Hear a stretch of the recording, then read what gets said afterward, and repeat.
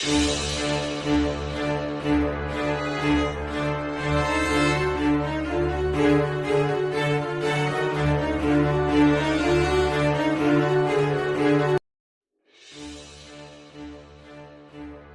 தாத்தா கொஞ்சம் உடம்பு சரியில்லை, அதான் ஹாஸ்பிட்டல்ல பாக்குறதுக்கு வந்திருக்கேன்.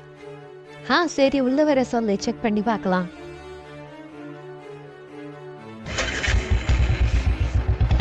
மண்டியில எங்க அப்பா அம்மா உங்கள்கிட்ட பேசணும்னு சொல்றாங்க. தாத்தா இருக்காரு, நான் அவரை விட்டுட்டு வீட்டுக்கு வரவா?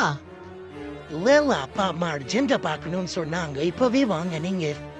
பரவாயில்ல தம்பி, நீ அவர் கூட போயிட்டு வா, நான் போய்க்கிறேன் தனியா. சரிங்க தாத்தா.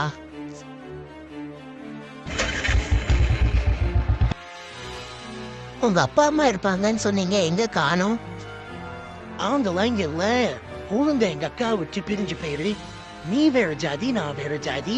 உங்க ஜாதியில எங்க பொண்ணை கட்டி கொடுக்க முடியாது. என்னங்க இந்த காலத்துல போய் ஜாதியெல்லாம் பாக்குறீங்க? நானும் அவளும் ரொம்ப வருஷமா லவ் பண்றோங்க. நான் நல்லா படிச்சிருக்கேன், கோல்டு மெடல் வாங்கியிருக்கேன். அது போக இப்போ பெரிய கம்பெனியில நல்ல சம்பளத்துல வேலை பாக்குறேங்க. இதுக்கு மேல என்னங்க உங்களுக்கு வேணும்? உங்க பொண்ணை நான் நல்லா பார்த்துப்பேங்க. அதெல்லாம் தேவையில்ல.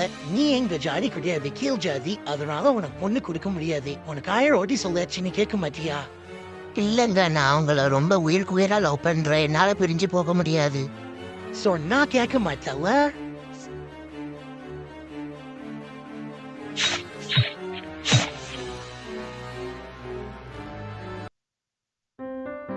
சுபாஷினி, நம்ம சின்ன வயசுல இருந்தே ஃப்ரெண்ட்ஸா இருக்கிறோம். நீன்னா எனக்கு ரொம்ப பிடிக்கும். அது வந்து எப்படி சொல்ல, ஐ லவ் யூ சுபாஷினி. எனக்கும் உன்னை ரொம்ப பிடிக்கும் Kavin. I love you too. நீ எங்க பொண்ணு பின்னாடி சுத்துறதா நான் கேள்விப்பட்டனே. அது அது நமக்கு உன் எக்ஸ்பிளனேஷன்லாம் எனக்கு தேவையில்லை. ஒழுங்கா என் பொண்ணு பின்னாடி சுத்துறது நிறுத்திக்கோ. இதுதான் உனக்கு லாஸ்ட் வார்னிங். இனிமே இந்த மாதிரி ஏதாவது பண்றதை பார்த்தேன், பிச்சிருவேன்.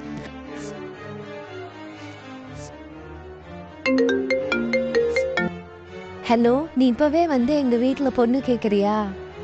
சரிம்மா, இப்பவே சென்னையில இருந்து திருநெல்வேலிக்கு வரேன்.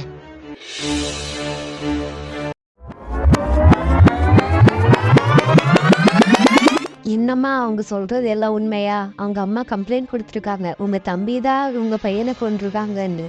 நீங்களும் அந்த பையனும் லவ் பண்ணது உண்மைதானாமா?